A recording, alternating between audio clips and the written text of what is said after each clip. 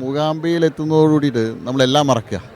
അമ്മയുടെ സന്നിധിയിലെത്തുന്നതോടുകൂടി കിട്ടുന്ന സന്തോഷവും അതുപോലെ തന്നെ മനഃശാന്തിയും എല്ലാം ഒരിക്കലും പറഞ്ഞറിയിക്കാൻ പറ്റാത്തതാണ്. എന്ത് തിരക്കുകളുണ്ടെങ്കിലും ഈ സമയത്ത് ഇവിടെ അമ്മയുടെ ആ വിളി കേട്ട് ഇങ്ങോട്ട് എത്താൻ നമുക്ക് സാധിക്കും.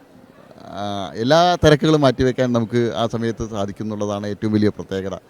ഒരു അദൃശ്യ ശക്തി തന്നെയാണ്, നമ്മളെ ഒരു ആകർഷണമാണ് ഇങ്ങോട്ട്. ആ സമയത്ത് നമുക്ക് എല്ലാം മറന്ന് ഇങ്ങോട്ട് എത്താനുള്ളൊരു ആകർഷണം ഉണ്ട് എന്നുള്ളതാണ് പ്രത്യേകം പറയുന്നത്.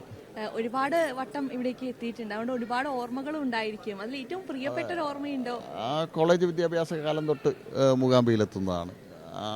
ഇവിടെ വരിക, സൗവർണഗിയിൽ കുളിക്കുക, എല്ലാ ക്ഷീണവും മറക്കും. നമുക്ക് എല്ലാ അസുഖങ്ങളും ഉണ്ടെങ്കിൽ പോലും മാറുന്ന ഒരു സ്ഥിതിയാണ്. അത് വ്യത്യസ്തമായിട്ടുള്ളൊരു അനുഭവമാണ്.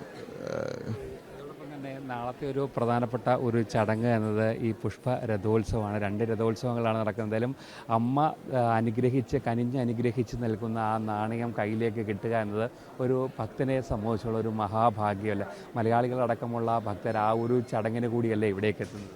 അത് ഞാനിപ്പോൾ കൂടെ ഉള്ളവരോട് സംസാരിക്കുകയായിരുന്നു. ആ രഥോത്സവ സമയത്ത്, രഥം എഴുന്നള്ളിപ്പ് സമയത്ത് നാണയം ലഭിക്കാനായിട്ട് ഉള്ള ആ ശ്രമം, ആ നാണയം ലഭിക്കുന്ന സമയത്ത് നമുക്ക് മനസ്സിലുണ്ടാവുന്ന ഒരു തൃപ്തി, അമ്മയുടെ അനുഗ്രഹം പൂർണ്ണമായിട്ടും നമുക്ക് ലഭിച്ചതുപോലെയാണ് നമുക്ക് ആ നാണയം ലഭിക്കുന്ന സമയത്ത് നമുക്ക് അനുഭവപ്പെടുക.